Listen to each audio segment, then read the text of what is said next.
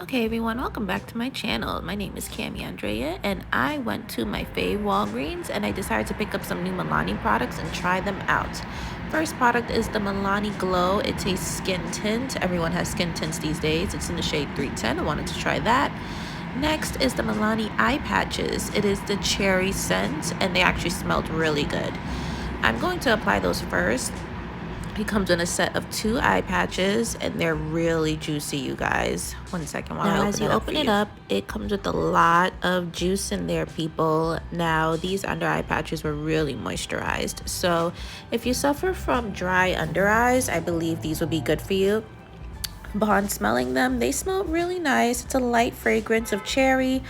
Obviously, if you don't like fragrances, then don't use these because I mean, for me these are light, but for some people who are scent sensitive, then it might be a little strong for them.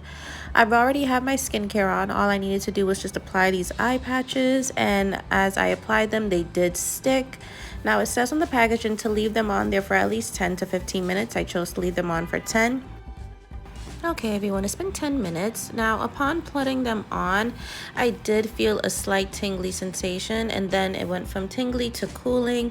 Now for some people, honestly, that could just be an allergic reaction, but for me, I have no little mini micro bumps, because normally if I'm having an allergic reaction from anything skincare, I would normally have like little bumps in the area that form even as it's on. So I didn't have anything like that, so I know I'm fine.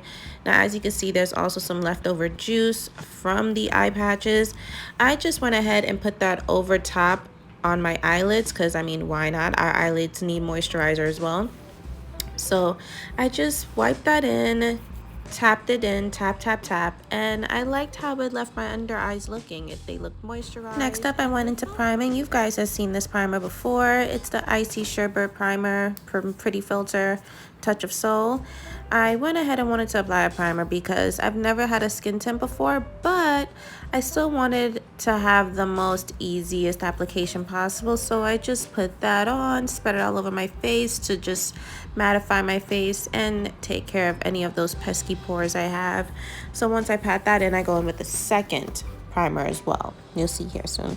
Next up, I used the Urban Decay De-Slick Setting Spray as my second form of primer. I put this on so I can also help the skin tint stick.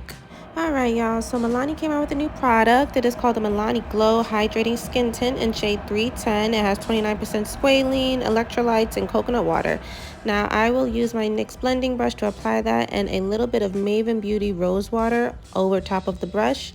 Now this is said to leave your skin feeling very luminous and dewy, and this is for the minimalist makeup type of wearer. This by no means has the most highest coverage, I will tell you that right now. If you are someone who does not suffer from acne, big pores, then this will probably be great for you. You could probably actually blend this in with your fingers. So basically you need to have, you know, non-problematic skin in my opinion. But I am going to go in with more. I actually ended up putting a lot on my hand. I put like the hugest dollop. That's what my face looks like that. But it ended up working out because this product, if you want to have coverage, it is buildable to some degree, but I do think it's best to use a brush. Now, if you use a beauty blender, it will soak up the product just like all beauty blenders do. They soak up product. If you don't want your product to be soaked up, I would suggest using a brush and then going over top with the beauty blender lightly, as what you will see here now. Okay y'all, so once everything is blended out to your liking, you can follow up with your regular concealer routine. I used my e.l.f. concealer, then I followed up with the liquid contour with my Maybelline, and to set, I used the Beauty Bakery cassava powder. I love this powder. It's brightening enough, but at the same time, it's really great for my skin tone and undertone. Next up, I will set my makeup with the beauty sponge. I put it directly underneath my eye and I press it in. I didn't take off any excess because of the fact that I dipped it into my powder very lightly, so there is no excess to dip. Next up, I will go over top of that with my Laura Mercier setting powder in translucent. I will use another beauty sponge to apply that, and I will apply it to the same exact area. Now I know what you're thinking. Why am I using 2 different color setting powders? Well, the Laura Mercier actually helps brighten my under eye a little bit more. and it doesn't change the color of my concealer. That's why I like using both. Beauty Bakery and Laura Mercier actually are a really great duo. You guys should try it if you would like.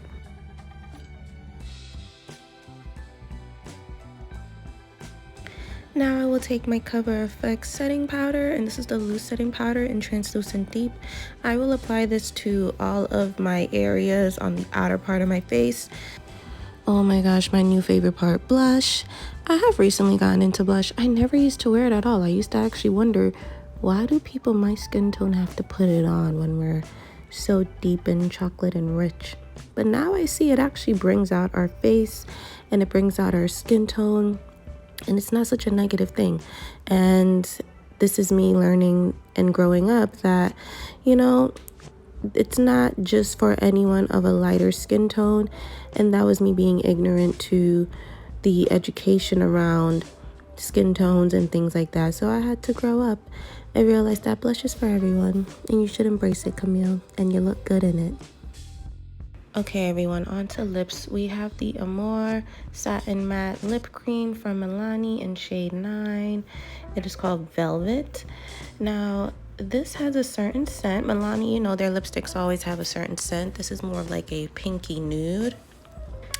Upon smelling it, of course, it smells like really yummy and Milani-like. And I will apply this to my lips. Of course, go with the lip liner afterwards, but you know, first things first, let's put this on.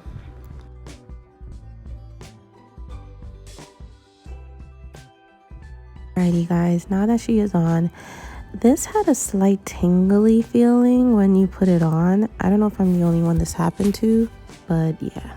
And then at this point, if you can't find a dark enough lip liner, you improvise, you use a lipstick, y'all. And this is the Milani lipstick. It's not a matte one, but it's dark enough. So I just used it along the perimeter of my lips just to help, you know, tone down the color a tad. Okay, so over top that, Milani also has lip glosses. This is the Ludicrous lip gloss in shade 120.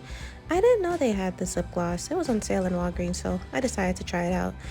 I like the shine that it gave my lips, as you can see here. Alright friends, so lastly I'm setting my face with the Maven setting spray. This is going to help me see how long this skin tint will last, and I've added all those powders, so I'm gonna come back and do a little reaction wear test for you guys. I'm gonna wear this for about, I don't know, 6 hours. I put this on at 3:30, so around maybe 7 I will come back. Alright friends, this is my face 6 hours later. I don't know if you can see I have a healthy level of dewiness in my T-zone area, but for the most part the makeup is on. I like how my skin looks. It looks youthful, it looks radiant, and that's what the skin tint says it was going to do, and it did it. Overall, I like how it looks. Is it mask friendly? I don't think so. But thanks for watching, friends. Have a good one. Bye.